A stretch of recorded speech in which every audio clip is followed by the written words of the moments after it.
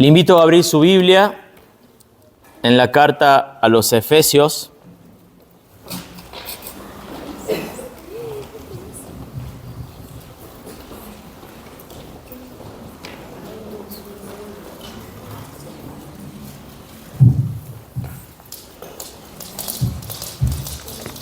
Vamos a estar leyendo desde el capítulo 5, en la nueva versión internacional.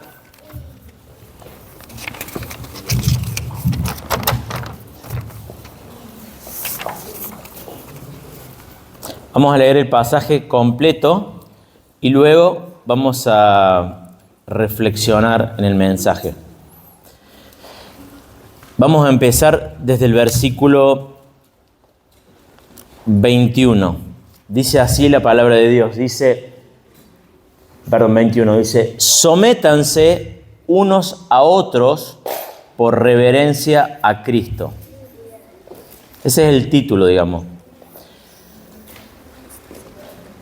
Esposas, sométanse a sus propios esposos como al Señor, porque el esposo es cabeza de su esposa, así como Cristo es cabeza de la iglesia, la cual es su cuerpo y Él su Salvador. Así como la iglesia se somete a Cristo, también las esposas deben someterse a sus esposos en todo.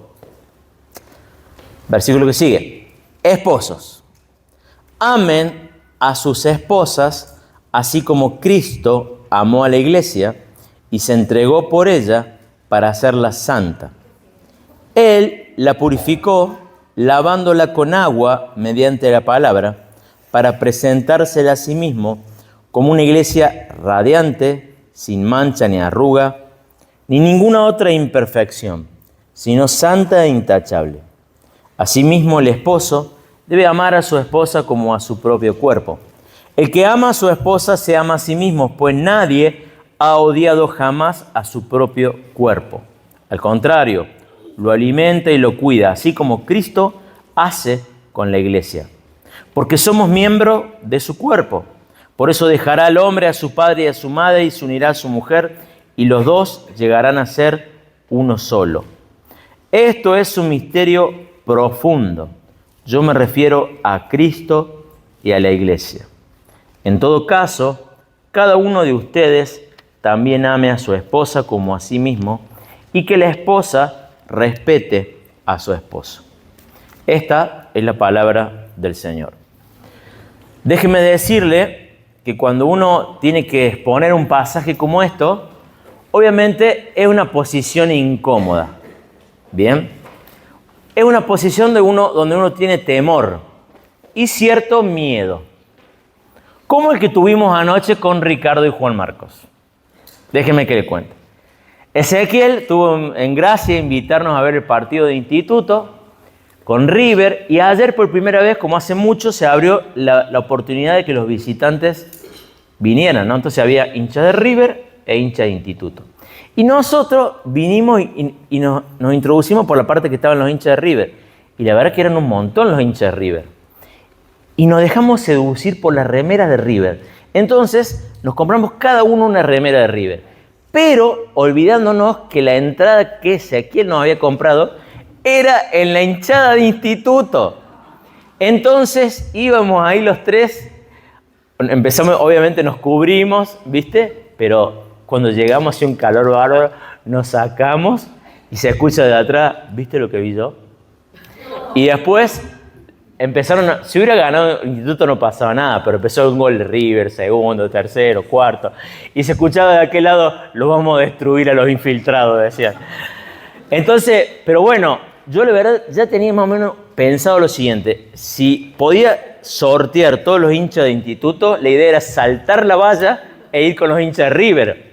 ¿Está? O sea, había un 50% de posibilidad de que alguien nos defienda. Ahora, volviendo a este pasaje, el problema de predicar este pasaje es que es un pasaje que le pega a las mujeres y le pega a los hombres. Así que si alguien me quiere agarrar la salida, salvo que los chicos me defiendan, no tengo quien me defienda. ¿Bien? A ver, esto lo digo un poco en chiste, pero sinceramente, hermanos, este pasaje que Pablo predica que el Señor nos habla, es un pasaje que tiene cosas duras para asimilar, ¿bien? Y es una palabra que viene de Dios. Este pasaje, bueno, primero que es una serie de sermones que lo hemos llamado Familia Cristiana 1. La semana que viene va a ser Familia Cristiana 2. Chicos, la semana que viene el sermón es totalmente para ustedes, ¿bien? Pero calculo que alguno de ustedes se querrá casar, ¿no? ¿Quién se va a querer casar? ¿O te va a quedar a cuidarlo a tu papá? ¿Te va? ¡Nah! Las chicas mías se quieren casar, ¿no es cierto, chicas? Sí, amén. Bueno, vamos. Entonces, presten atención cómo debería ser el matrimonio cristiano. Bien, este pasaje nos dice que en el temor del Señor nosotros debemos seguir el ejemplo de Cristo y cada uno, cada cónyuge, tanto el marido como la mujer, debe cumplir su función. En el pasaje, es muy sencillo de ver el pasaje. En el pasaje nos muestra el deber de la esposa, el deber del esposo, y nos da una razón teológica.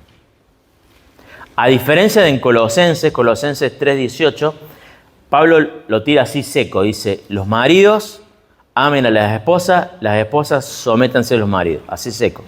Pero acá Pablo, gracias a Dios que tenemos la carta de los Efesios, que nos da un fundamento profundo, ¿bien? Entonces vamos a ir paso por paso. Primero, los deberes de la esposa. Y vamos, las mujeres primero porque está en el texto primero.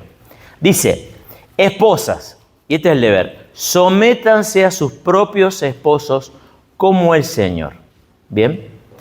Déjeme decirle, estuve buscando todas las versiones en español y en inglés, tratando de buscar una versión que suavice la palabra someter o sujetarse. ¿Y saben qué? No la encontré. ¿Bien? No la encontré. Ahora, cuando leemos este pasaje, tenemos que entender que estamos en un contexto donde venimos de muchos siglos de machismo, siglo XIX, siglo XVIII. De hecho, leía un autor cristiano que se llama Matthew Henry, que comenta sobre este texto en el año 1700, por ejemplo, y él dice, Matthew Henry dice, es cierto que la mayoría de los hombres somos más capaces e inteligentes que las mujeres. Matthew Henry, ¿eh? No fui yo, no se confundan, ¿está? Entonces, venimos de una época de machismo, pero estamos ahora en una época donde el feminismo está de moda, ¿entendés? O sea, casi esto, digamos, esto que dice Pablo es como una palabra, someterse, sujetarse, suena demasiado retrógrado. Ahora, yo sé que esta palabra tiene algunas connotaciones negativas. Ahora, déjeme parafrasearlo de otra forma. La mujer debe seguir el liderazgo de su esposo. No es lo mismo que la idea negativa que tiene someterse o sujetarse. ¿Y de dónde sacó esa idea? Dice, porque el esposo es cabeza de su esposa, así como Cristo es cabeza de la iglesia.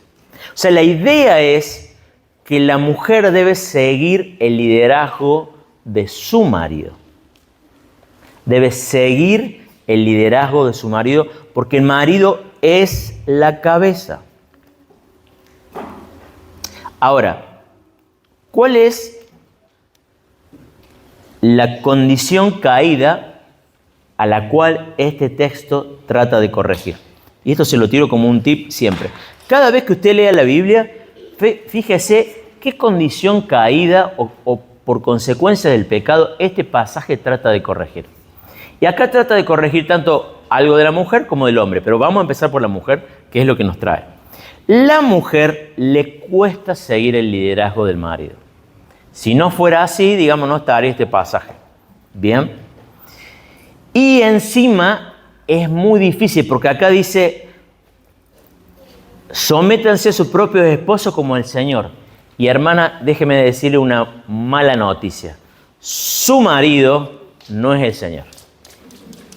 ¿Está? Yo sé que ya lo sabían. Porque si fuera Cristo tu marido, sería muy fácil seguir su liderazgo. Pero como tu marido no es el Señor, el asunto se pone difícil. En la Biblia tenemos muchos ejemplos de mujeres que decidieron que su plan era el mejor. Eva solita dijo, sí, la verdad, está muy bueno todo el jardín del Edén, está muy bueno todo esto, pero ese fruto me va a permitir llegar al conocimiento del bien y del mal y voy a ser como Dios. En el libro de Génesis más adelante, Sara dice, está muy bueno las promesas de Dios, que me va a dar un descendiente. Pero ¿sabes qué? Abraham, vamos a hacer una cosa. Por si Dios se equivoca, te voy a dar mi sierva, Agar. Y por ese lado, una de esas la palabra de Dios viene. O más adelante, Rebeca, que le dice a Isaac, ¿sabes qué? No le dice Isaac, mejor dicho, no le dice nada a Isaac. Lo hace calladita. Va y le dice a Jacob, ¿sabes qué? Yo quiero que vos seas el primogénito. Andá, casá, vení, tráemelo y a tu papá lo vamos a hacer calladito. Va a quedar como un gil, pobre Isaac. ¿Me entendés? Todas esas decisiones de las mujeres que se rebelaron nos han traído muchas malas consecuencias. ¿Bien? Olvídense del pecado. El conflicto árabe-israelí es por la idea de Sara, digamos. De Sara, bien digo. Bueno, ahora, ¿cuál es el punto, mis queridas hermanas? Yo sé que muchas de ustedes tienen un gran plan para su matrimonio y su familia, ¿bien? Y quizás sí lo tienen. Pero el plan de Dios es que ustedes dejen lugar para que su marido guíe, para que él ejerza el liderazgo. Esto no significa que no haya un momento para sentarse y discutir las cosas de la casa. O sea, las decisiones importantes se deben tomar juntos, si nos vamos a endeudar, si vamos a comprar un auto, si vamos... ¿Me entienden? Pero hay que dejarle al hombre tomar el liderazgo. Eso significa el tema de la sumisión. Déjenme leerle un pasaje, me estaba olvidando.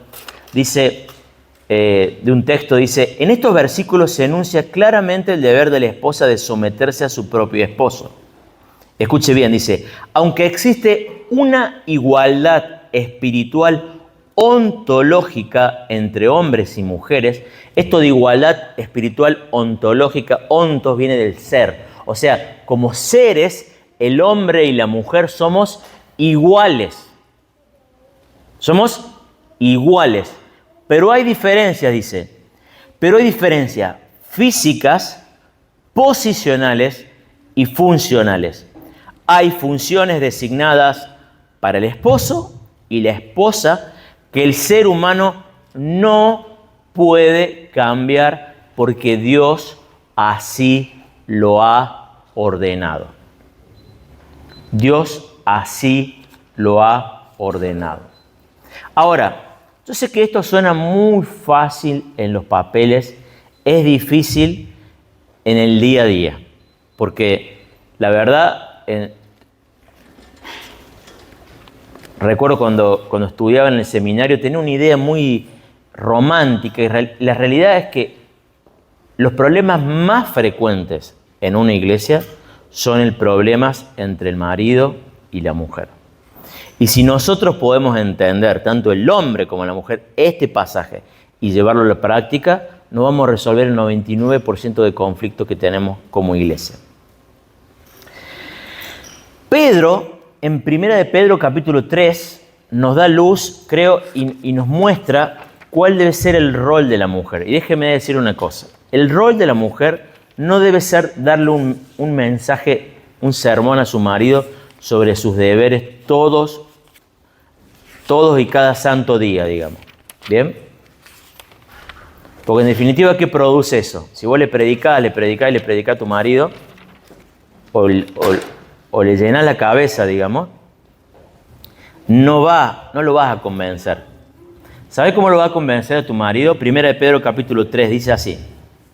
Asimismo, esposas, sométanse a sus esposos, de modo que si alguno de ellos no creen en la palabra, o sea, incluso si tu marido es un incrédulo, dice, puedan ser ganados más por el comportamiento de ustedes más que por sus palabras. Al observar su conducta íntegra y respetuosa. Yo quiero confesarle algo. En mis momentos más oscuros, de incredulidad, de querer alejarme del Señor, lo que más cerca me ha traído al Señor es la conducta de mi esposa, no sus palabras. La conducta y la oración. Entonces, hermana, si vos, quizás tu marido está muy lejos de ser Cristo o está casado con un incrédulo, hay que tener, como dice este pasaje, una buena conducta y por medio de esa buena conducta íntegra lo vas a ganar.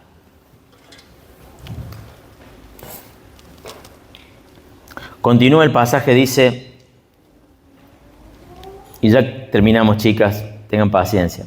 Dice, así como la iglesia se somete a Cristo, también las esposas deben someterse a sus esposos. O sea, así como la iglesia se somete a Cristo, las esposas deben someterse. Pero me olvidé algo, dice, Cristo es el cuerpo y Él es su Salvador, ¿no? Cristo es el Salvador.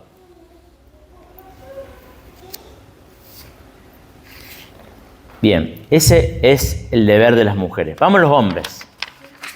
Agárrense, muchachos. Ahora viene. Bien.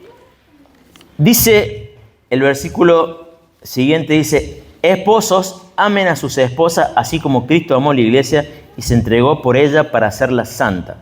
A ver, yo creo que a los hombres lo hace un poquito más difícil. Porque en realidad al hombre, digamos, va muy en contra de su naturaleza. Muchachos, a ver, hagamos una especie de, no sé, de confesión, digamos. Yo creo que los hombres somos cerdos egoístas. ¿Bien? A ver, ¿quién levanta la mano y me dice, sí, la verdad que yo soy un cerdo egoísta? ¿Está? Bueno, el que no levanta la mano, este sermón no es para usted, puede irse a tomar un café. Somos cerdo egoístas. Como dice, a los hombres somos muy, muy básicos. Nos gusta comer, mandarle mensaje a la cigüeña y algún juguete. Bien, juguete para adultos.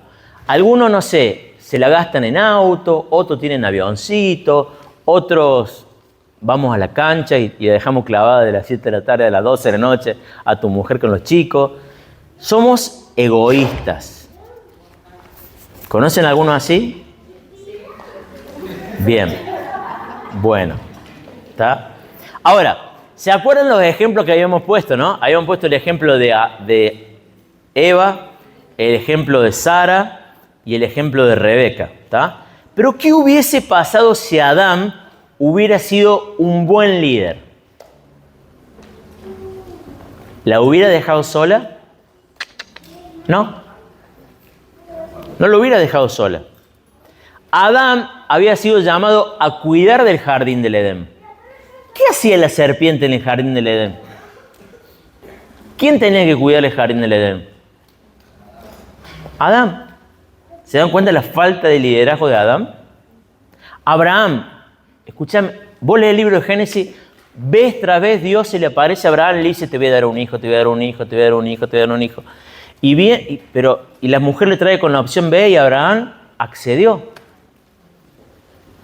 E Isaac, está bien, por más que haya sido ciego, digamos, tendría que haber tenido un poco más de iniciativa. ¿Entendés? Esa pasividad en el liderazgo es lo que hace que las cosas no funcionen.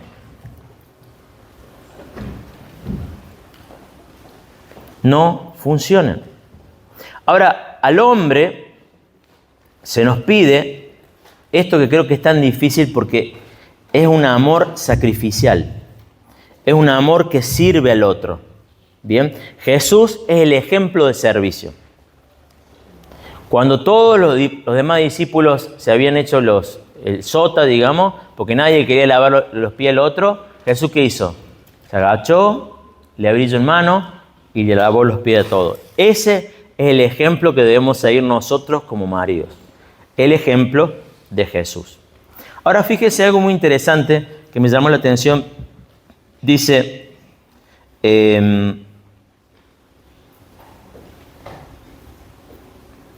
dice, lavándola con agua mediante la palabra. Cristo ejerce un oficio de santificar a su esposa mediante la palabra, y nosotros como hombres tenemos el deber de ser ministros de la palabra en nuestra casa. ¿Escuchó? Varones, los más chicos, ¿escuchaste, Jami? ¿Te querés casar? El día de adelante tenés que ser un maestro de la palabra. No sé si vas a ser pastor, pero que tenés que ser un maestro para enseñar a tu esposa, enseñar a tus hijos. Y no solamente Juan Marco. No, a ver, otro. Daniel, vos que estás ahí. Bien. A ver, otro que manda al frente. Ciro, ¿cómo estás? ¿Estás acá? Presente. Bien. Tenés que ser de chiquito un maestro de la palabra. Bien. Primero para que el Señor te guíe para elegir bien, macho. ¿Me entendés? Pero nosotros los hombres tenemos que conocer la palabra. ¿Bien? Y ahora, acá vamos a un asunto, un problema generacional. A lo largo de la historia venimos con el machismo y de repente surge el feminismo. Y los hombres nos hemos quedado ahí en el medio con una gran pasividad. Y la mayoría de los hombres hemos claudicado y le hemos dicho a Nuestra Señora, se lo hemos dicho literalmente o se lo hemos dicho en forma implícita o tácitamente. Amor, vos liderás las cosas. O sea, vos liderás, negra. Este es el gran problema de la sociedad actual. Tenemos hombres débiles y los hombres débiles generan y crían hijos débiles. Si nosotros no hacemos un corte generacional y somos hombres débiles, vamos a generar hijos débiles. ¿Y los hijos débiles qué van a tener? Vamos a ser abuelos de nietos débiles. ¿Se da cuenta por qué es importante hacer un corte generacional? Si bueno, no, yo a partir de ahora quiero cambiar, quiero ser un hombre fuerte. Pero no, a ver, acá quiero hacer un paréntesis.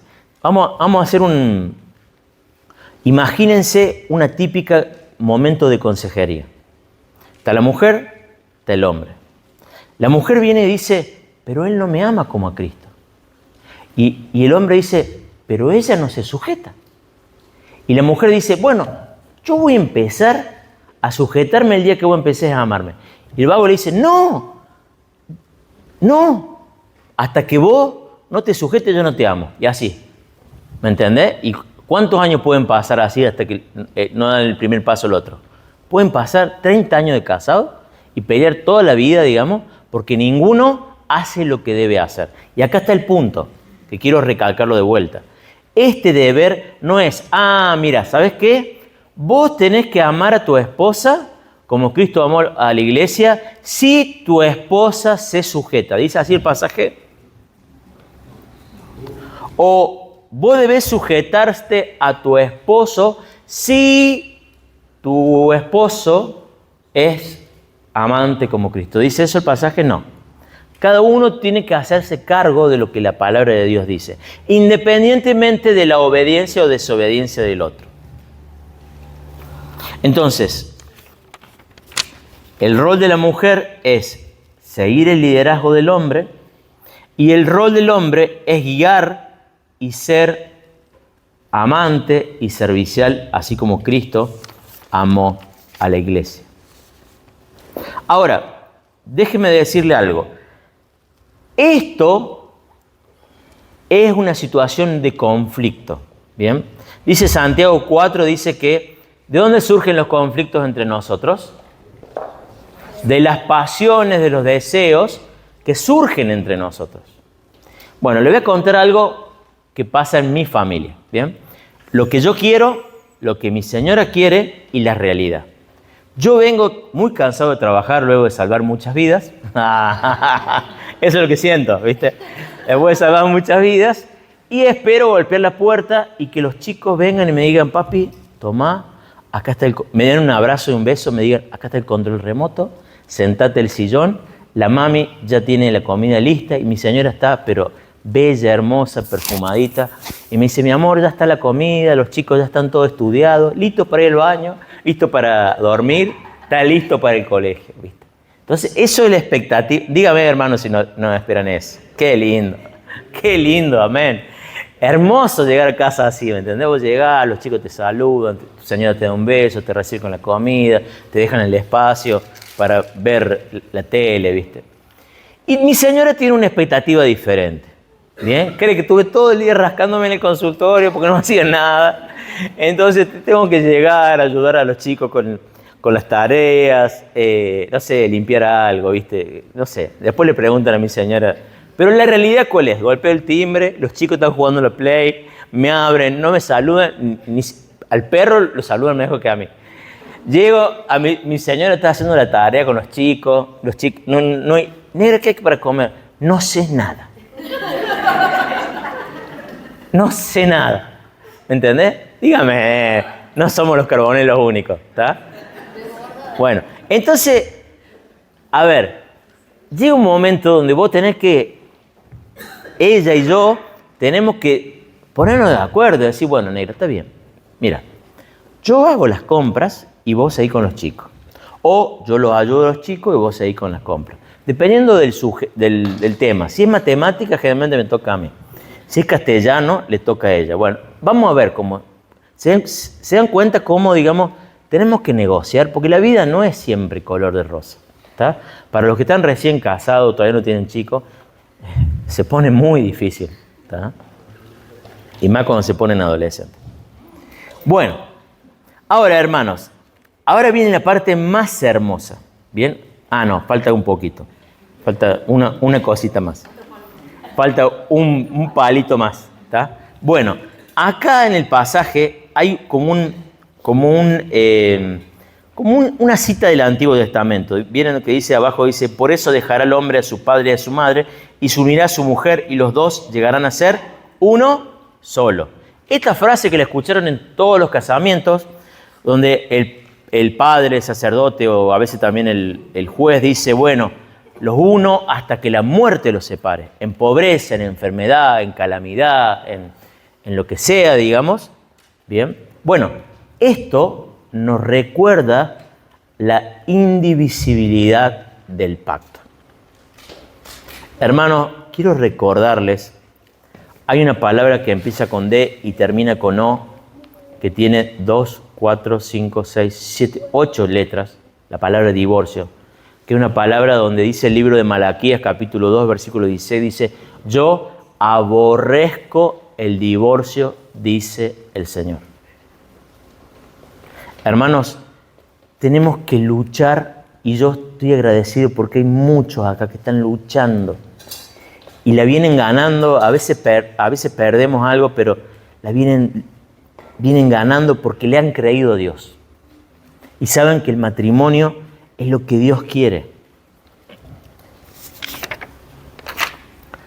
Ahora sí, vamos terminando. Acompáñame al Salmo 128, un salmo hermoso que nos da una visión de la familia que Dios quiere. Salmo 128.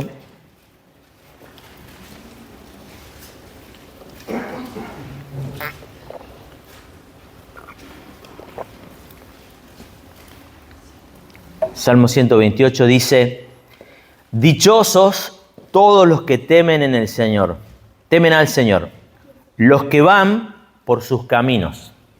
¿Cómo podemos parafrasear esto? Dichosos los que le obedecen al Señor.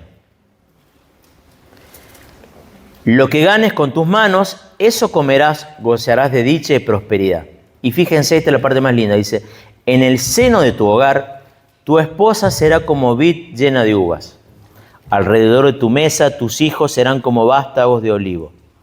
Tales son las bendiciones de los que temen al Señor, o sea, de los que le obedecen. Que el Señor te bendiga desde Sión y vea la prosperidad de Jerusalén todos los días de tu vida. Que vivas para ver a los hijos de tus hijos. Hermanos, yo sé que la palabra no ha sido fácil y ojalá puedan repasarla, charlar y meditar y reflexionar sobre lo que dice. Pero esto que Dios nos dice en Efesios, en Colosenses y en múltiples pasajes es de gran beneficio. Primero para el matrimonio.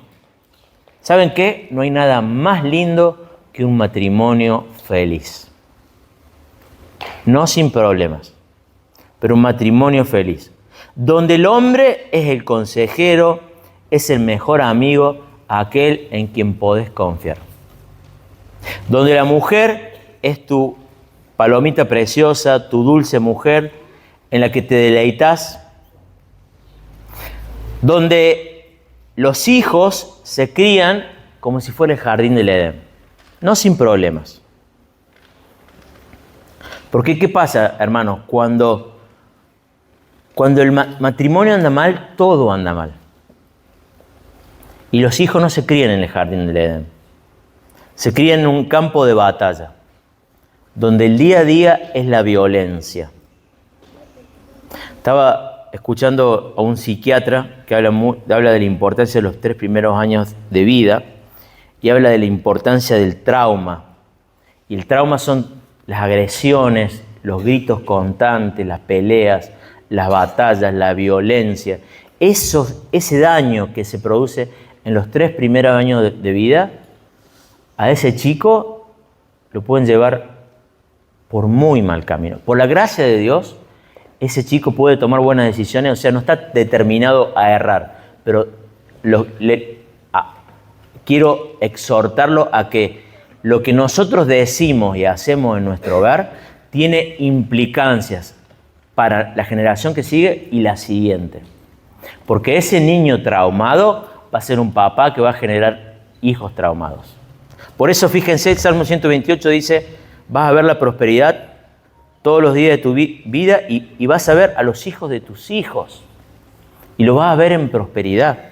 Por eso es importante hacer de nuestro hogar un jardín del Edén. Un lugar donde papá y mamá, con errores, se amen y se respeten. Ahora, eso, hermanos, va a ser una iglesia transformada. Una iglesia transformada es una iglesia donde los matrimonios se aman y siguen a Cristo. No es un gran número de personas, ni que cantemos todos bien, porque, bueno, es medio difícil eso. Ni depende del nivel del pastor, no. Una iglesia como Dios quiere es una iglesia donde los matrimonios andan de acuerdo a la palabra de Dios. Ahora, Cristo, y con esto terminamos, es el ejemplo. Y tenemos que reflexionar en la obra de Cristo. Quizás muchos de ustedes piensan, bueno, someterme a la verdad y seguir el liderazgo es algo que lo aborrezco y va totalmente en contra de mi naturaleza. Y quizás sí es así. Pero ¿sabes qué? Jesús dio el ejemplo. ¿Por qué? Porque Él, siendo Dios, se hizo hombre. Y se sometió a padres humanos. Y se sometió a escuchar sermones aburridos, siendo Dios. Él desde chiquito iba a la sinagoga. Y fíjate si Jesús habrá escuchado sermones aburridos. Y se habrá tenido que bancar a la maestra y el profesor, ¿no? Sin embargo, fue obediente, se sujetó. Lo bautizó Juan el Bautista. Él, siendo Dios, se sujetó. Un ejemplo de sujeción, pero también un ejemplo de amor, ¿no? Y hoy, en el Día del Amigo, Jesús nos recuerda nos dice que nosotros somos sus amigos. Y también nos dice que nadie tiene mayor amor que aquel que da su vida por sus amigos. Él es un ejemplo de servicio. Y mientras los músicos pasan, y me encantaría que cantemos esa canción que habla de la fidelidad y la gracia de Dios, quiero animarlos. Yo sé que este pasaje es un pasaje difícil. Le pido que agache su cabeza allí en su lugar. Si venís luchando, si tu matrimonio está muy lejos de parecerse un jardín del Edén,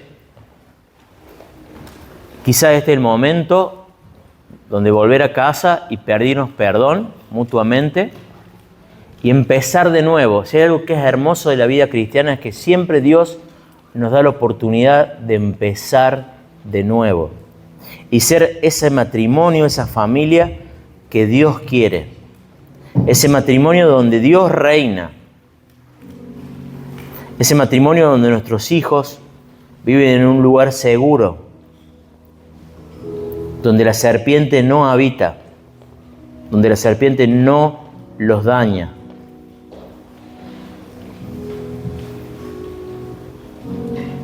y que podamos ser esa iglesia compuesta por familias fuertes, por hombres fuertes, por mujeres sabias, para la gloria de Dios. Amén.